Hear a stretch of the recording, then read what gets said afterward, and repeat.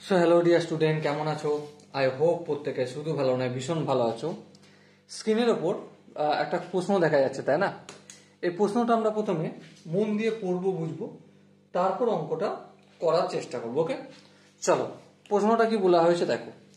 প্রশ্নটা বলা হয়েছে, এক অসৎ ব্যবসায়ী 6% ক্ষতিতে কোনো দ্রব্য বিক্রয় করে, বেশ, কিন্তু দ্রব্যটি পরিমাণে 1 কিলোগ্রামের পরিবর্তে 900 গ্রাম দেয়। তখন ওই ব্যক্তির শতকরা লাভ বা ক্ষতির হার কত? Option A, B, C, D, চারটা অপশন আছে। ওকে, সাপোজ আমি এখানে কিভাবে সলভ করব, ধরে নিচ্ছি, আমরা একটা কাজ ধরে নিচ্ছি কি, যে 1 কেজি যে দ্রব্যটা মানুষকে বিক্রি করছে সেটার দাম অ্যাকচুয়ালি হওয়ার কথা ছিল x টাকা। কত হওয়ার দাম ছিল? x টাকা হওয়ার কথা ছিল, ঠিক আছে। কিন্তু যখন বিক্রি করছে এই 1 কেজি দ্রব্যটা, মানে বাটখারাতে 1 কেজি দেখাচ্ছে, দিচ্ছে কথা সেটা পরের কথা, কিন্তু দিচ্ছে কত সেটা পরের কথা। এখন 1 কেজি কাস্টমারকে দেখাচ্ছে, খরিদ্দারকে দেখাচ্ছে আমি 1 কেজি মাল দিচ্ছি। এবারে কতটা লসে দিচ্ছে? 6%। তাহলে বিক্রয় মূল্য কত? সেলিং প্রাইস কত হবে? x টাকা তার দাম, তা থেকে 6% লস করছে, তাহলে x এর 6%। তাহলে এবারে এখানটা যদি ক্যালকুলেশন করি, x মাইনাস এক্স ইন্টু 6/100। আর একটু যদি ক্যালকুলেশন করি, 94x/100। এখানটা আই হোপ প্রত্যেকে বুঝতে পেরেছো।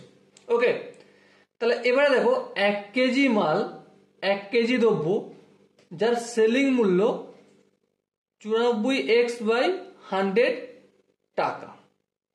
ওকে, এবারে যখন সে বিক্রয় করছে, কি করছে? বিক্রয় করছে, তখন কি গল্প চলছে? তখন গল্প চলছে 1 কেজি মাল দিচ্ছে না, তার বদলে 900 গ্রাম মাল দিচ্ছে। কত? 900 গ্রাম মাল দিচ্ছে। কত টাকায় দিচ্ছে? এই 94x/100 টাকায় দিচ্ছে, ঠিক আছে। তো এখান থেকে আমরা কি বের করতে পারি, যে 1 গ্রাম মাল যখন দেবে তখন তার কত দাম নেবে? অবভিয়াসলি দাম কমবে। তাহলে 94x/100 ডিভাইডেড বাই 900। হ্যাঁ ঠিক, নিচে 900 হলো, এত টাকায় বিক্রি করবে। আবার যখন প্রকৃত 1 কেজি মালটা দেবে, 1 কেজি মানে 1000 গ্রাম, ঠিক আছে, 1000 GM গ্রাম, এটা আমি 1 কেজি লিখে রাখি এখানটা, 1 কেজি বা 1000 গ্রাম। এবার দেখো যখন 1 কেজি প্রকৃত মালটা দেবে তখন কত টাকা সে দাম নেবে? অবভিয়াসলি 1 গ্রামে যত তার 1000 গুণ, তাহলে 1 গ্রামের দাম হচ্ছে 94x/100 ইন্টু 900। এর কত গুণ? 1000 গুণ, তাহলে এই 1000 মাল্টিপল করে দিলাম। ওকে, এবার যদি ক্যালকুলেশনের দিকে আমরা আগে বাড়াই, তাহলে এই দুটো শূন্য আর এই দুটো শূন্য কাটবে, এই একটা শূন্য, এই একটা শূন্য কাটবে, তাহলে কত হলো? 94x/90 টাকা। তাহলে লক্ষ্য করে দেখো জিনিসটা, 1 কেজি জিনিসের প্রকৃত দাম কত? x টাকা। হ্যাঁ ঠিক, ওই 1 কেজি দামের সে পাবলিককে দেখাচ্ছে আমি 6% লস করছি, তার মানে বিক্রয় মূল্য কত সেটাও বের করেছি। 1 কেজি জিনিসের বিক্রয় মূল্য 94x/100, কিন্তু পাবলিককে তো 1 কেজি দেখাচ্ছে, দিচ্ছে কত? 900 গ্রাম। কত? 900 গ্রাম দিচ্ছে, তাহলে 900 গ্রামের দামই হচ্ছে এটা, কারণ সে অসৎ ব্যবসায়ী, সে 100 গ্রাম মাল কম দিচ্ছে।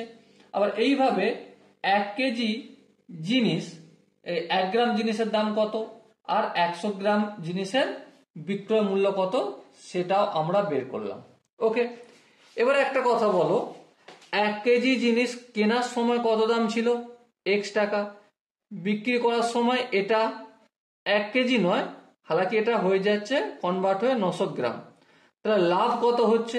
অবভিয়াসলি লাভ দেখতে পাচ্ছি, কারণ কিনছে কত টাকায়, দেখো দেখো কিনছে এক্স টাকায় 1 কেজি। যখন মালটা কিনছে তখন তো 1 কেজি নিচ্ছে, তাই না? তখন তো সে 900 গ্রাম নিচ্ছে না। হ্যাঁ ঠিক। তাহলে এক্স টাকায় সে কিনছে আর বিক্রি করছে এই 100,000 গ্রাম বা 1 কেজি মালটাই 94x/90 টাকায়। তাহলে লাভ হচ্ছে, হ্যাঁ। তাহলে এই লাভ ইকুয়াল টু কত লাভ হচ্ছে? 94x/90 minus x. এবারে এটাকে যদি আমরা ক্যালকুলেশন করি কি হবে? এটাকে ক্যালকুলেশন করে নিচে এলসিএম নিলে 90 হবে। 94x মাইনাস 90x সমান কি হবে? 4x/90। আর একটু যদি ক্যালকুলেশন করে নিই, এখানটা কি পেয়ে যাব? 2x/45 টাকা। ওকে, তাহলে এটা লাভ। এবার তুলনা করছি। তুলনা যখন করব তখন নর্মালি আমরা একটা কাজ করি, এবার একটা ডিভাইডের চিহ্ন দিয়ে দিই। হ্যাঁ, যার সাথে তুলনা করি সেটাকে আমরা হরে লিখে দিই। হ্যাঁ, আর লবে কোনটাকে লিখি? লাভটাকে। লাভটা কত? 2x/45। এবার কার সাথে তুলনা করছি? অবভিয়াসলি ক্রয় মূল্যের সাথে। ক্রয় মূল্য কত? 1 কেজির ক্রয় মূল্য x টাকা, এই x লিখলাম। এটা হচ্ছে নিউমেরিক্যাল ভ্যালু লাভ। এইটা লাভ কি? ভগ্নাংশে। এবার এটাকে যদি একটু সাজিয়ে লিখি, 2x/45, এটা হচ্ছে ডিভাইডের চিহ্ন ছিল, এটাকে গুণ চিহ্ন করলাম। x/1 ছিল, এটাকে 1/x করলাম। এবার একটু ক্যালকুলেশন করি, এই x কেটে গেল। সো কি পেলাম? 2/45। এটা আমি ভগ্নাংশে লাভ পেলাম। এবার এটাকে যদি পার্সেন্টেজে যেতে হয়, আমাকে একটা ছোট্ট কাজ করতে হবে। কি কাজ? এর সাথে কিছু নেই, মানে 1 গুণ আছে। আর 1 গুণ থাকা মানে কি? 100/100 লিখতে পারি। হ্যাঁ, লিখতে পারি। এবারে এই 100টার কোনো কিছু করব না, বাকি সব কিছু করে যাব। ঠিক আছে? যেমন এখানে 5 9 45 আর 5 20 100। সো কি পেলাম? পেলাম আমি 20 দুগুণে 40/9। আর এই ডিভাইডেড বাই 100টা তুলে আমি পার্সেন্টেজের চিহ্ন দিলাম। অনেকের মনে হয়তো প্রশ্ন জাগতে পারে যে দাদা তুমি এটা পার্সেন্টেজের চিহ্ন দিলে কি করে? তার জন্য আমি একটু ছোট্ট করে এখানটা দেখিয়ে দিই। সাপোজ মনে করো স্কুলের খাতায় তুমি কোনোদিন রেজাল্টে সাপোজ মনে করো 45% নাম্বার পেয়েছো। কত পার্সেন্ট? 45%। তো 45% নাম্বার মানে কি? 45/100। তাহলে পার্সেন্টেজের চিহ্ন তুলে যদি আমি ডিভাইডেড বাই 100 আনতে পারি, তাহলে অবভিয়াসলি এই ডিভাইডেড বাই 100টা তুলে পার্সেন্টেজের চিহ্ন আনতে পারি। জাস্ট এখানে এটাই করেছি। এবারে এটাকে যদি আমি একটু ক্যালকুলেশন করে নিই, পূর্ণে প্রকাশ করে নিই, তাহলে 5 9 45 বেশি হয়ে যাচ্ছে, 4 9 36, 4 পূর্ণ 36 37 39 4। তাহলে 4 পূর্ণ 4/9 শতাংশ প্রফিট হবে। এবার দেখো এখানে যে অপশনগুলো রয়েছে তার মধ্যে কোন অপশন ঠিক? অবভিয়াসলি অপশন ডি, এটাই হবে আমাদের সঠিক আনসার। ওকে, আই হোপ প্রত্যেকের এই কোশ্চেনের কনসেপ্টটা বোঝা গেছে। যদি কনসেপ্ট কোনো জায়গায় বুঝতে অসুবিধা থাকে, ডাউট থাকে, কনফিউশন থাকে, কি করতে হবে? কমেন্ট সেকশন রয়েছে, কমেন্টে অবশ্যই জানাতে হবে। আর দেখা হচ্ছে নেক্সট ভিডিওতে। ততক্ষণ পর্যন্ত ভালো থেকো, সুস্থ থেকো এবং জয় হিন্দ।